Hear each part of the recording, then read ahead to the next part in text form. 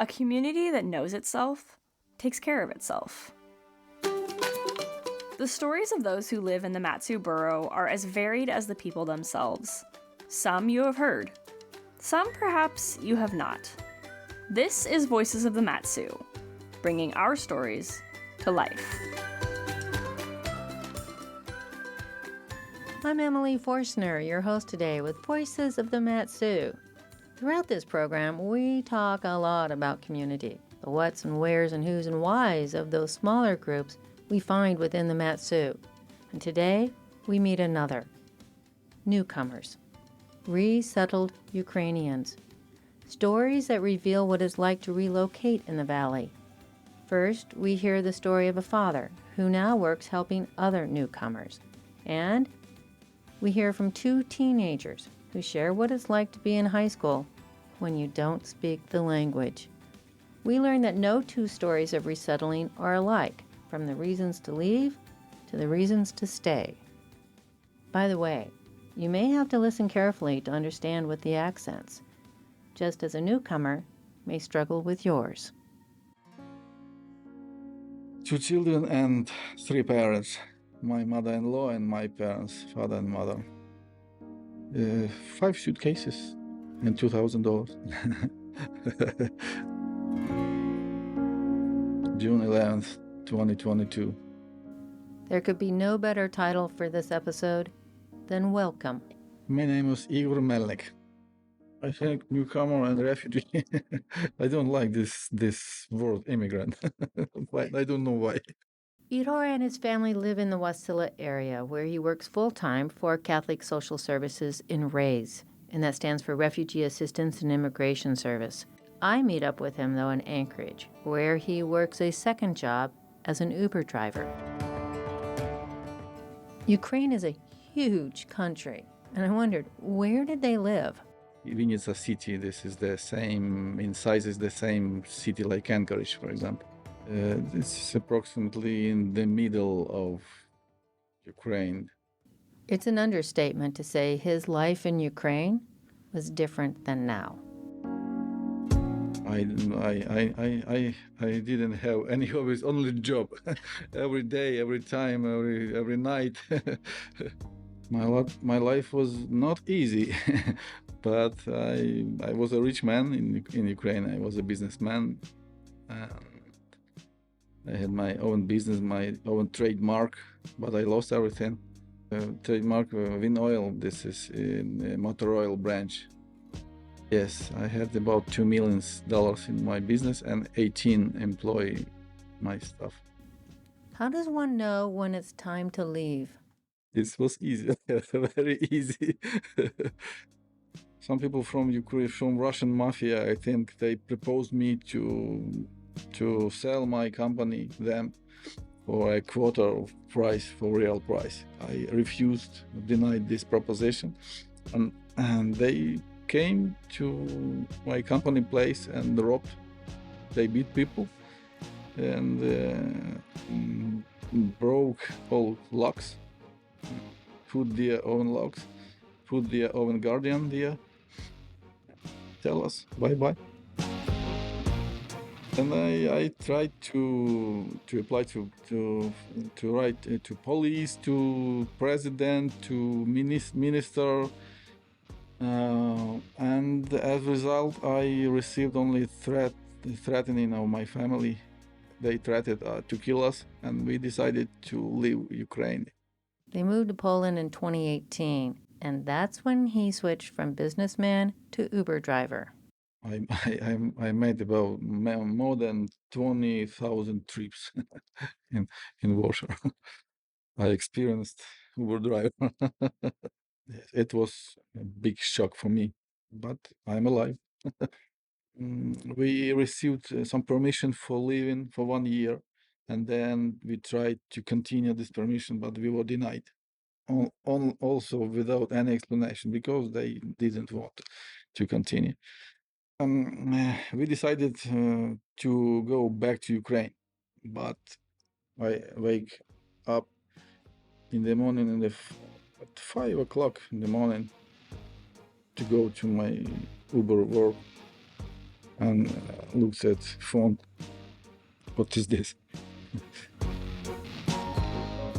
The war began, and we decided.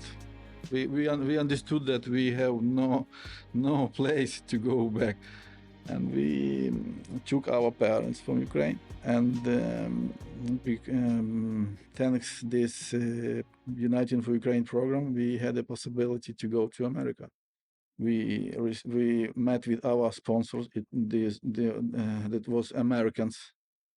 We never met these people, never knew these people before. We met with them online, and they helped us sign documents for us. This is Kathleen and Alan Cohn. They only signed documents.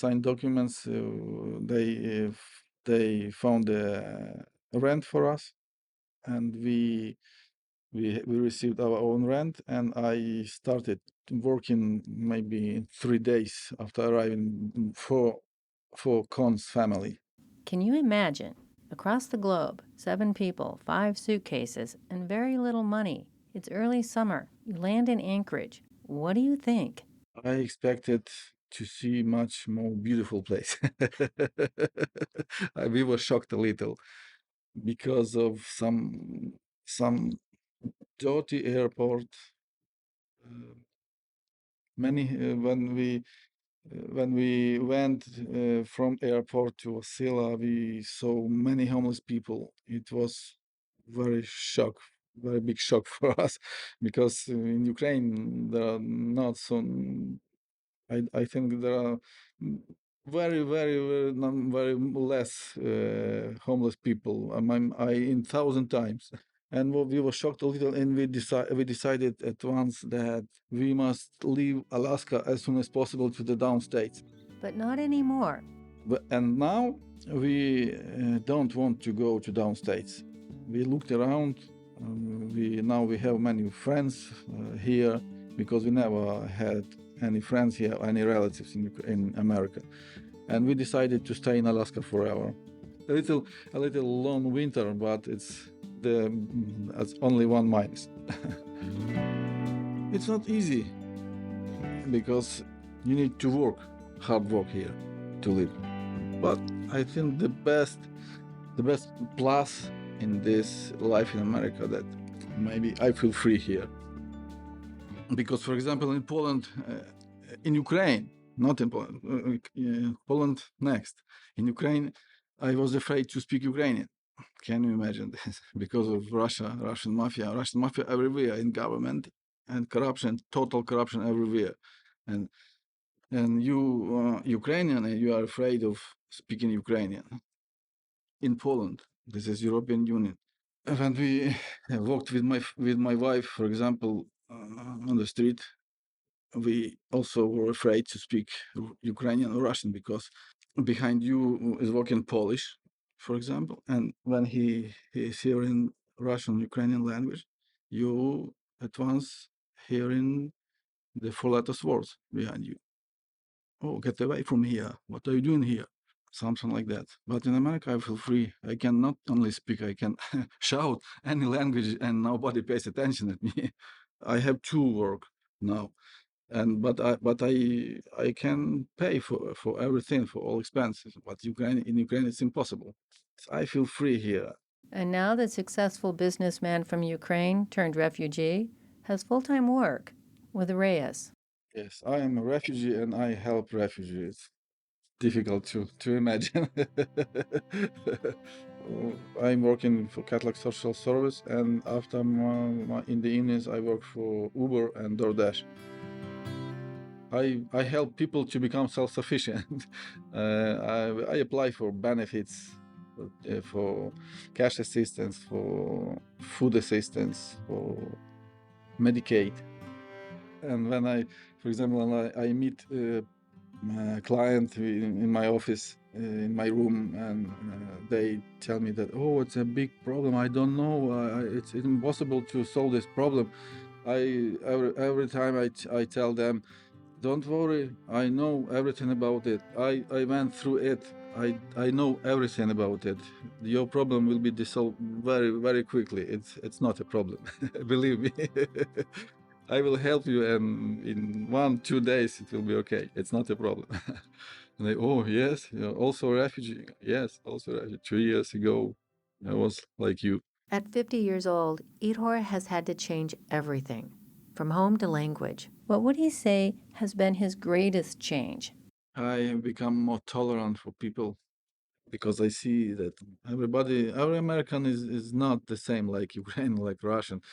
I don't know why. Maybe because of in America it was no war for 300 years. Maybe here no so many corruption. People are more kind here. I have more patience for people, more compassion. Like to say, maybe to appreciate Catholic Social Service. This is a beautiful agency. And particularly Robin Dempsey, I think she can called Iron Woman, Iron Lady. I think this is a good job, but that's not very easy job.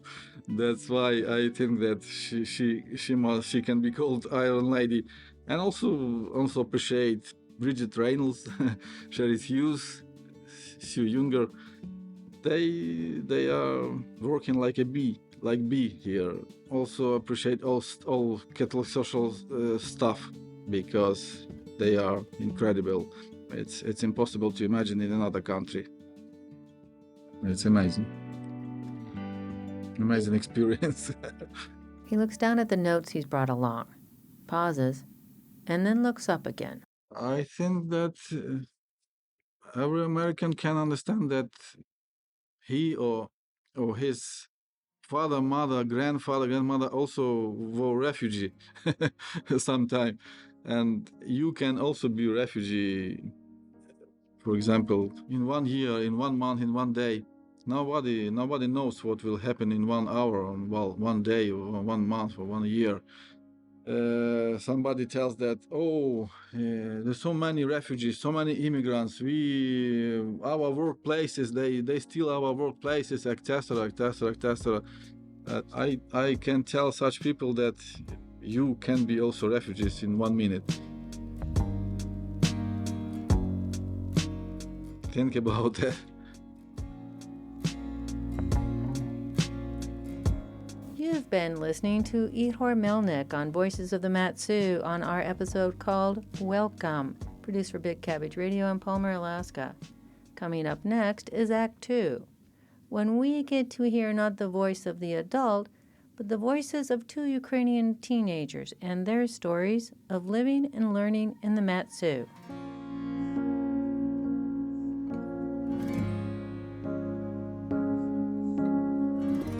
My name is Ilya. I can say that I'm a refugee because I came with my dad, and we are not living a life like refugees live. We have our own place to live, food. We are not living with a lot of people in one room. My name is Slavik. I'm not a refugee. Refugee. I'm not a refugee because me too. I have home, I have car, I have eat.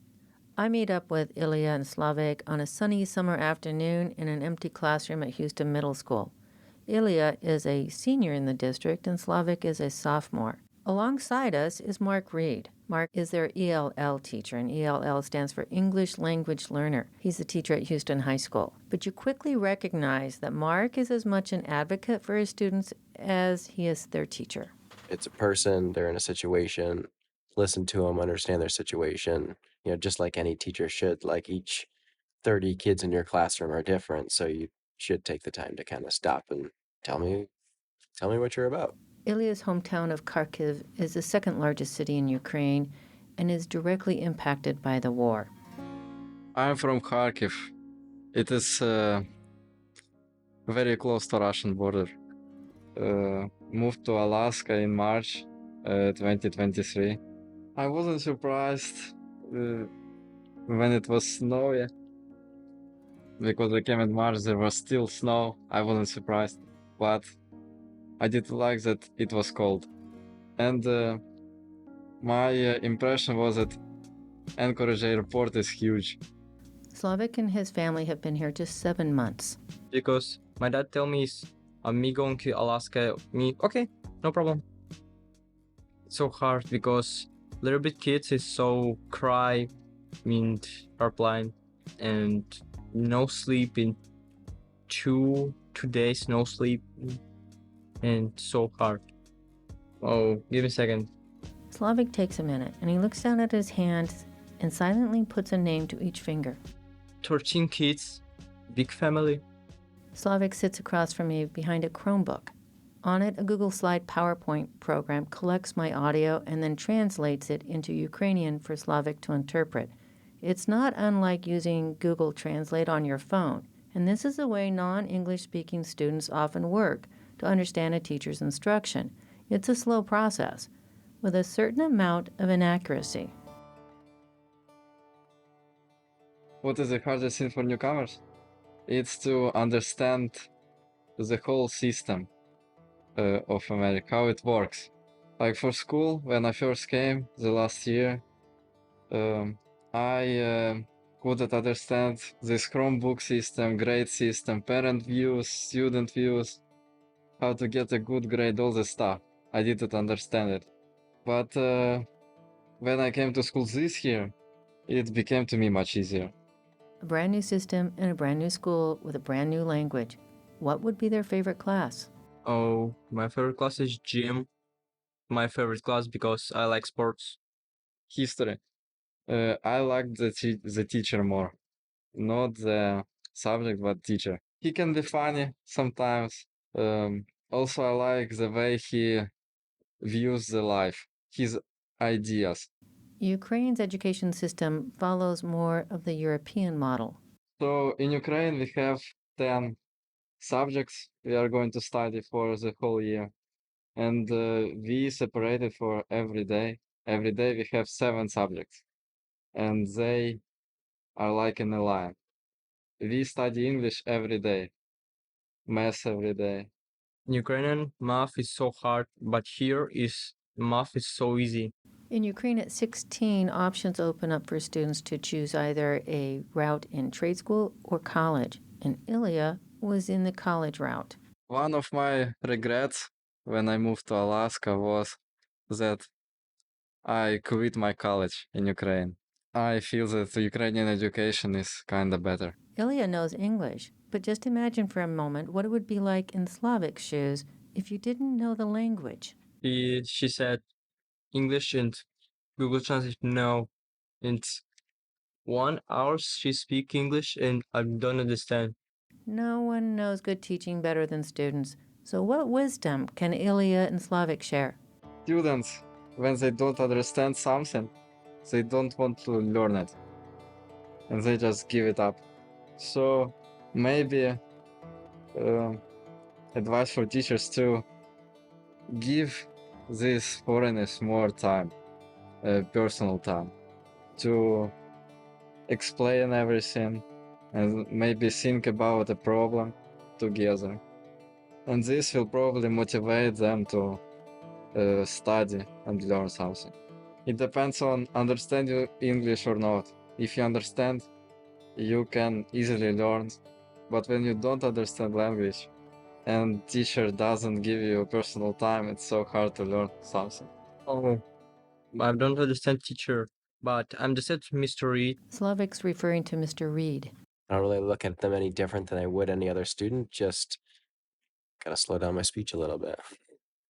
She speak is so sit down, but all of them teachers speak so fast. I don't understand him, but I like Mr. Reed.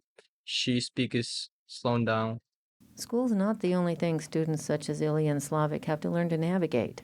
So the most noticing thing for me from students were small talks. I don't like small talks.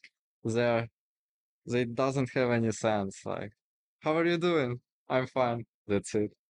And I wasn't glad with that, but then I got used to it because it's the way everybody talks. I have a friend. She is in United Kingdom. She also has the same start with small talks, and she told me that she found friends using small talks. Because small talks is a part of communication, and it is the first step to know each other. Learning small talk and learning to navigate a store. The stores are huge, so when you first come into the store, it's hard to find something, especially when you don't understand tables, which are about different categories of supplies. And then there's a shift in food. And the most that I miss is Ukrainian bread and Ukrainian cottage cheese. I liked in Ukraine every morning to put cottage cheese, to make a black tea, and just very good breakfast. But here, I don't know why, there is no cottage cheese. Ilya had some advice for newcomers. Just um, as faster as you can, get your documents in place and start driving. We still have problems with documents, so I can't get my permit. I passed the test, but I can't get. Life in Alaska is impossible without driving. But what's most important to a teen? Their friends. I talk to my Ukrainian friends every day by using messengers or calls. I don't know, because my life with Ukrainian is so good, because I have Ukrainian so big friend, but here no friend. I think it's so I'm now speak English, but now is I'm supposed my speak English so good, but now here no friends. No, Ila is friends, but I have one or two friends and Ukrainian, but no American friends. So was joined the soccer team. So students knew something about me, and it was easier to talk about with them about topics we like. But still, I don't feel that they are very good friends. Like, I feel more connection with Ukrainian guys. It made an even bigger difference when Ilya traveled with the team to Kodiak. You get to know each other better. I actually didn't feel that I was a part of team. I just felt that I was a player. But all these trips add this connection to a team. I'm not saying school's not fun, but what do they do outside of it? Ride a bike, or play soccer, or help my dad. So I can play soccer with my dad. I can play video games with my Ukrainian friends.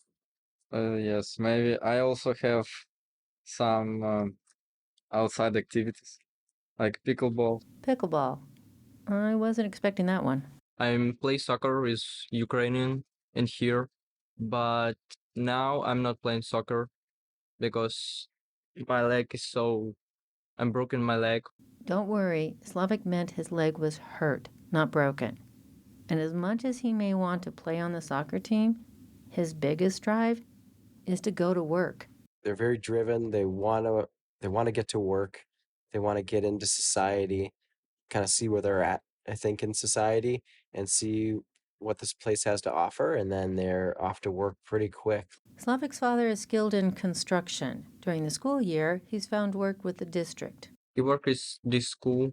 He's a student. A custodian. And after school and on weekends and during breaks, he works in construction. And so does Slavic. Now I'm work building in my dad.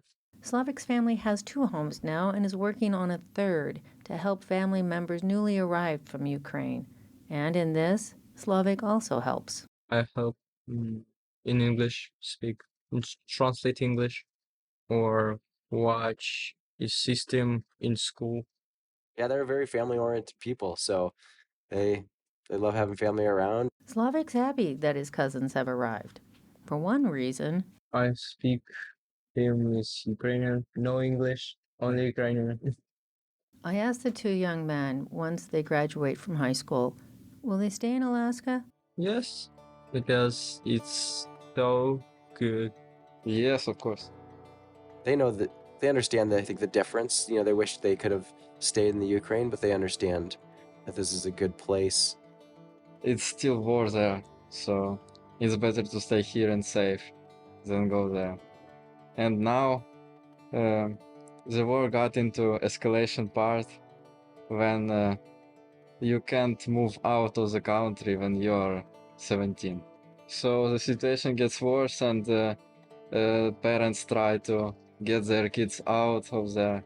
So I think it's better to stay here, and I will see Ukraine not as my home, but I will come there as tourist.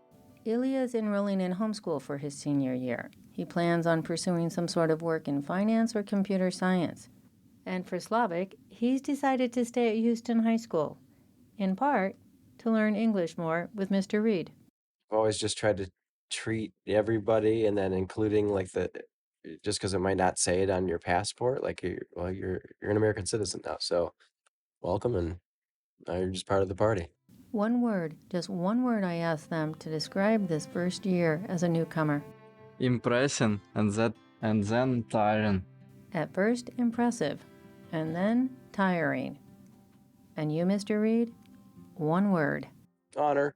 I mean, like, it's been a real honor to work with them. They're a good community that has, helped me, and I've helped them. We've heard two stories today.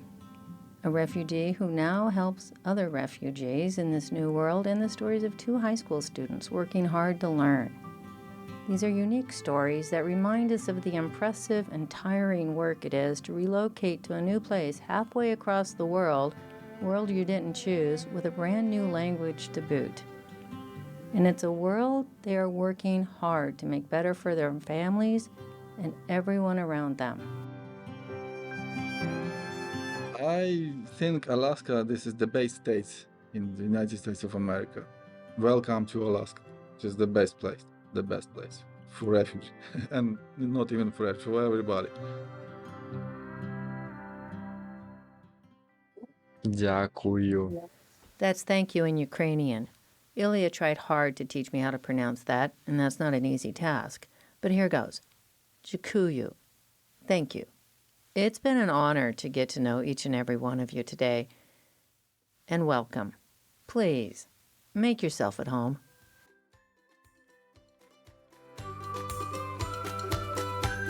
Listeners wanting to know more about the RAISE program can contact Bridget Reynolds through the website at cssalaska.org or Ihor at the Wasilla office found at 1225 West Spruce Avenue.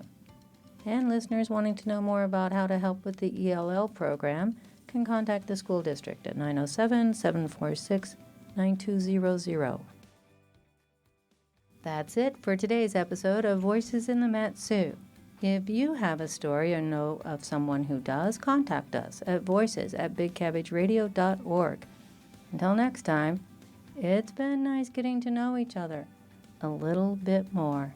Special thanks to the Big Cabbage editorial board and sound editor Emma Keachley. Thanks for listening. Stay good out there, Mat-Su. This was Voices of the Mat-Su, sharing stories told by those who live in the Mat-Su borough. To revisit this and past stories, go to bigcabbageradio.org. This project is funded by a grant from the Mat-Su Health Foundation and is produced by Emily Forstner for Big Cabbage Radio. The views expressed in Voices of the Mat-Su do not represent the views of Big Cabbage Radio or the Mat-Su Health Foundation. Comments or questions about this show may be sent to voices@bigcabbageradio.org.